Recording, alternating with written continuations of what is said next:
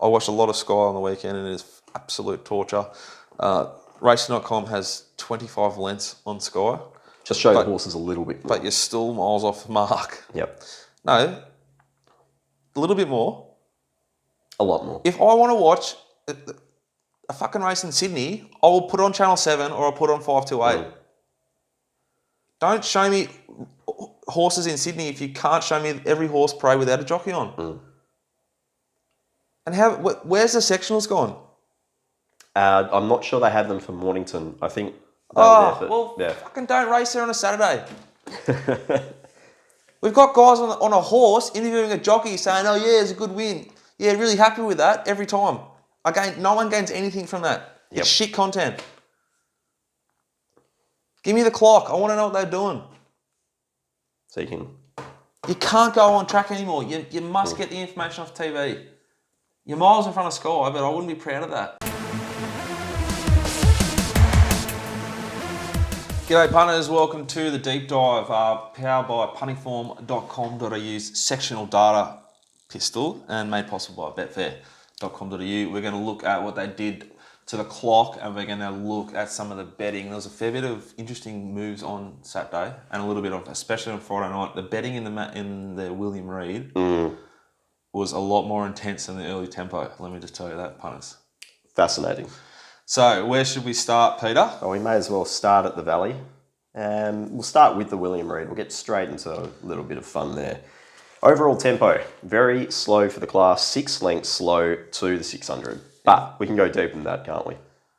Well, we can look at old Pippi, the Pipster. Yeah. Talk about Pippi and what Ben Mellon did or did not do. I thought Ben's ride on Diamond Effort on Saturday at Mornington was one of the strongest rides of the weekend and an outstanding ride.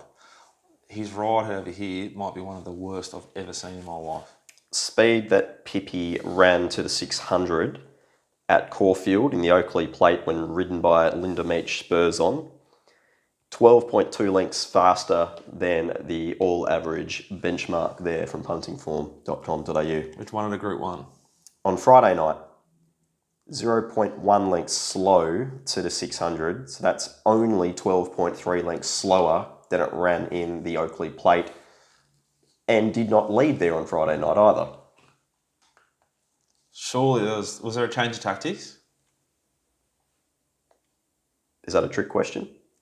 No, look, the stewards they questioned the Kieran Maher stable with Bonzaway being positive in the Oakley Plate.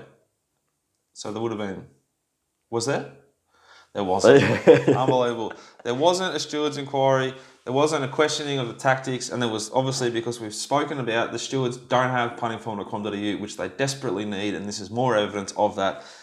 How slow they went with no change of tactics for a horse that leads, all the time leads, doesn't lead. Ben Millam's ridden Pippi 1, 2, 3, 4, 5 times in Pippi's career. How many times has he not led on it? How many times has he not led? Only the first time, which was... And where did he sit in run? Second, and that was... So he sat OSL? Yeah.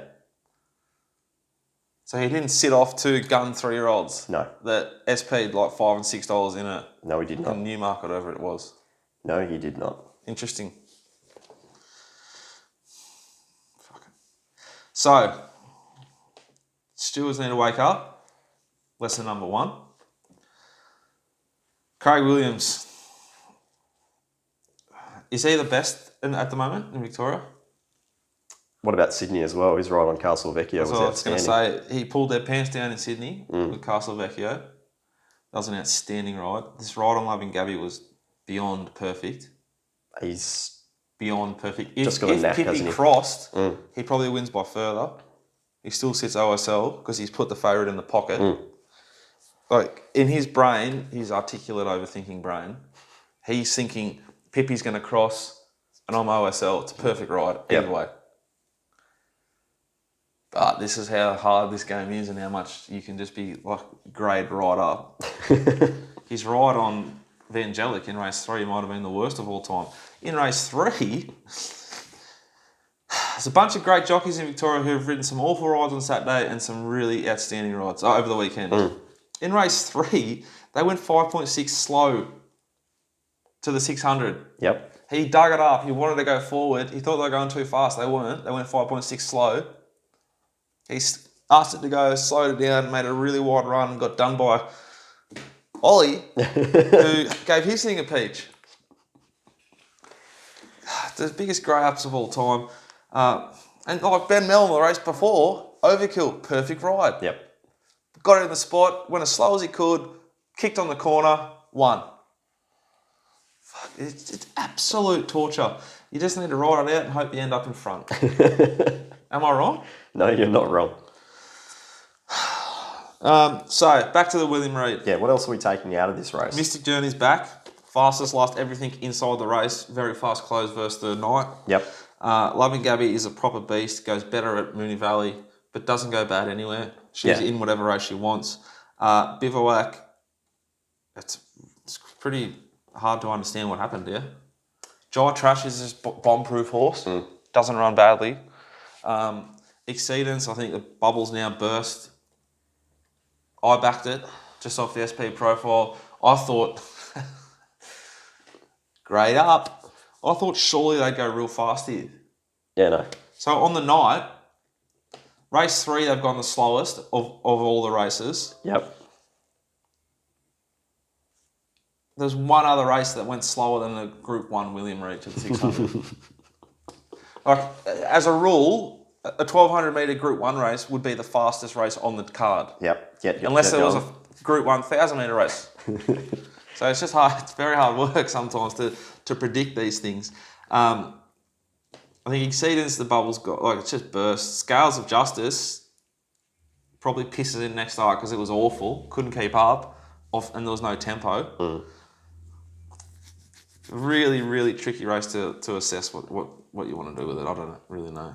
Even horses like Rock Magic and Zutori, who ran last and second last respectively, closed pretty strongly versus the race because they went so slow. Yeah, well, that's it. When they go so slow, it's just, I don't know. Do you take much out of some of those splits? I guess you have to compare them to the class, compare them to the race as well. Yeah. I thought one of the, outside of Willow on the night, Ollie's ride on Princess Jenny was awful. How and why he let Spain Sharif in front of him, I'll never understand, and I'm still sick about. Thank the gods that we backed Mamselle Tess as a chop. Yeah. His ride on Paradis in race 6, which I think is one of the stronger races out of the day, and this is a proper horse. Yep. Really impressive horse, Paradis. But his ride on this horse is just why he's wins so many big races. Just judge the tempo. But again, why it's so hard to win on the punt. But what a ride. Yeah. So while Snap Dancer's losing momentum and slowing down from the 1,000 to the 800 and the 800 to the 600, Ollie's just letting Paradis just scoot up 3 wide. Just build into the race. Build into the race. There's no point slowing. I'm already 3 wide. Yep. It was an outstanding ride. I think this is a proper horse. Paradis went slightly quicker at Flemington, ridden by Regan Bayliss that day. The form around this all is hot. There's a lot of money to be made throughout. All this sort of, if you go back and deep dive through the form, I think Snap Dancer is half back. You loved Snap Dancer when you first saw it at Caulfield that day. Yep. Someone get me on course. I don't think the horse was suited at all the way it was ridden here. No, it still went very well. I think there would have been more improvement to come though. Do you think there's probably a grand final for that horse somewhere? I thought it went huge. I think Salika, who's the same form line as Paradis, and there's horses all through it. Yep. The Western Sun form line. It's gone good. It's gone really good. Mrs. Beckham. Now, I didn't think I'd see a worse ride on the weekend than what Chris Simons did to this thing at Moonee Valley. It pinged the lids, snicked to last, made a really wide run. I thought it was a really gallant effort from the horse. Yep. I don't know, maybe it needs to go to Flemington. Find its way more forward. It needs to be, if you want to back Mrs. Beckham and Chris is still riding it, which they seem to stick with, it just needs to be drawn inside. Yeah. Gate 6. Because he shit himself out there. I think Mrs. Beckham's got good ability. And Bet Your Flying went really well as well. Yep. I think it's going to be a great race going forward. Should we touch on the betting on the William Reid? I know we're a bit all over the shop, but that's the Corona was We're all mad. Can do. It was... To say it was interesting is probably an understatement. It was proper big wagering went Yep. upon it. It was enormous. It was great. So Pippi itself, over the Friendless. last half hour... Someone knew Ben wasn't going to lead. Well, I mean, there was sort of a bit of money backwards and forwards. It did open Started 17.5. 18s. Yeah, but it closed into 13.5 and then sort of came back out. So people liked it Someone and then knew hated something. it. But it was bivouac. I mean, What about the crunch? 2.6 an hour before the race. It was crunched like this in the Oakley Plate. Yep. Crunched here, had every possible, and it was awful. Yeah, it was as if the market knew, for lack of a better term, it was going to end up leading. And maybe it processed the fact that it was... Oh, and Hugh. Fucking Hugh. But great. This is a great ride by Hugh Bowman. There's an Yeah. outstanding ride by Hugh Bowman on the slipper winner. Yep. Some of the most awful riding of all time. Avilius was a shocker. Elise, I don't know, more. Go and watch them. Yeah. Lack of intent. Didn't realise the track was on pace, or just... Well, Avilius had gate 2, jumped best in that field, ended up You thought three surely, back, you one thought off. surely you're going to be in the 1-1 or the coffin. No. Nah, that half fucking unbelievable. Ran third, but it was Castrom there. Loving Gaby, opened 5.3, closed 6.4, hit a high of 7. Again, it was mostly drifting towards the end, but it wasn't a horrendous drift. It was just... The market got basically- this race well and truly wrong. Yeah, it was interesting. Fascinating betting race. Anything else we should touch on at Moonee Valley? No, I think that's probably enough on the Valley. We'll head to Saturday. We'll start at Mornington. There was a number of highlights. I think probably Actow. Here's the lowlights, punters. Nothing in the steward report about this either. Fictional Reid, that is. First race, 10.8 slow to the 600. Yep. Second race, 9.1 slow to the 600. Third race, 7.6 slow to the 600. Fourth, 6.3 slow. Fifth, 10.4 slow. Sixth, 4.7 slow.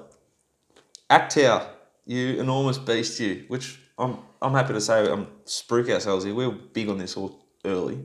9.3 fast to the 600. Proper test, proper race. This horse can win whatever it wants.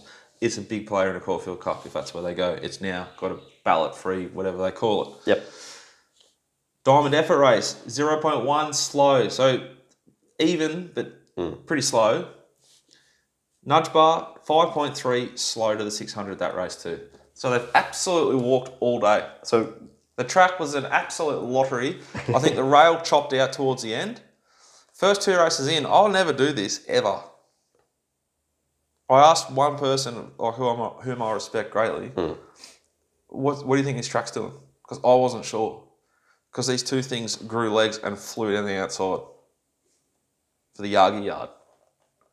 the Aggies. Nothing else ran on like that all day, and won. What does that mean? I don't know. I wouldn't trust those 2 horses going forward. That's what I'll be doing with that. I think it was a day where you want to be on speed, but the rail did chop out towards the end. Yep. We want to talk about the Mornington Cup first? Yeah, we'll talk about the Mornington Cup. As you said, it's a very Hoonlaw's fast here. tempo. Hoonlaw's here for Hush Rider. Yeah, I don't know what it was trying to do, to be honest. 13.6 lengths fast for the class. Inverlock I thought was enormous. It's always enormous. It doesn't run badly, that horse. Oh, I know, but it was the only on-speed horse that stuck around. The rest of them have gone for a break. Hear the tone in his voice there, punters? Do you know what that means? He backed it. Oh, Did you back it? I did. Yeah, see? And it all got chopped I out. spend too much time around you. It all got chopped out thanks to Betfair in play savers. I think Actow is a beast. Yeah, it's a genuine horse. It's a proper horse. Proper horse. It was an awful ride by Diamond Neal. It was awful. Yeah. No intent, and then he got stuck when a horse made a move, had to snick, then he had to snick again, then he still got there and won. Jai rode outstanding on Saturday. I'm not bagging Jai, but the ride on this horse was awful, and it still won. Tommy Stockdale had a day out too. That kid can really ride. But it is easier to ride and look good when you're riding horses when you sit in the first 4 and they all walk, and you're at Mornington. Now, I know I've been talking a lot about riders, but I backed the Statesman on Saturday, and so did you, Peter. Yep. And if you go and watch the replay, how and why John Allen hasn't been questioned by the stewards when he's following a $160 shot, Yep. and he's got like Kyrgios on his inside, which was a $50 shot. It ran huge, but it was a $50 shot. So he's behind those two, and he doesn't go to make a run when there's no tempo in the race. It looked awful to the eye. Yep. I was upset. I still am. I expected to see something in the stewards' report about it. Nothing. And it's run the 13th fastest last 200 of the day. That's probably ready to win next start. Yep. I took 11s and 12s. It was still that when it jumped. It'll be 4s and 350 next start probably. And I'll have to go again and probably it wins, but I don't get near what I was getting the other time. I don't want to cause too much controversy, but the ride, holy shit. Shall we talk about Diamond Effort? What a great ride this was by Ben Mellon. Holy shit. Yep. He just kept it where it needed to be early. It didn't want to win. He made it win. And thank God he did. We were heavily invested and we went again, not from the yard, from the cave. From the screen. Happy to report another winning weekend from the cave. The new setup seems to be working Cave big went time, well. and Pete has shortened from $1.40 now to $1.20 to go on track when we're allowed back on track, whilst I'll stay in the cave. Big ride, and there's some big horses to come out of this race. This race will be a good form race, I think. Well, Runson was backed quite strongly in the race and Suited, blessed in run. seemed to be back towards, I wouldn't say Runson best. What do you do with Fatner? The way it dropped off, you assume they went real quick. No. The data lobs, no, they didn't. It's a perfect ride. It was a perfect ride last start as well. So I think the horse maybe needs a paddock. Yeah. Very Maybe it's just scary. a fresh horse. Very scary. Yeah, probably that too. I thought out of this race, there were 4 horses that you can follow with confidence. Yep. Seabrook, Haunted, Manalo Blahnik, and Prophet's Thumb. All 4 not suited, all 4 Savage line. Prophet's Thumb probably the least of the Savages, but has that good SP. So I want to be with all 4 wherever they go next. Hopefully they go their own ways.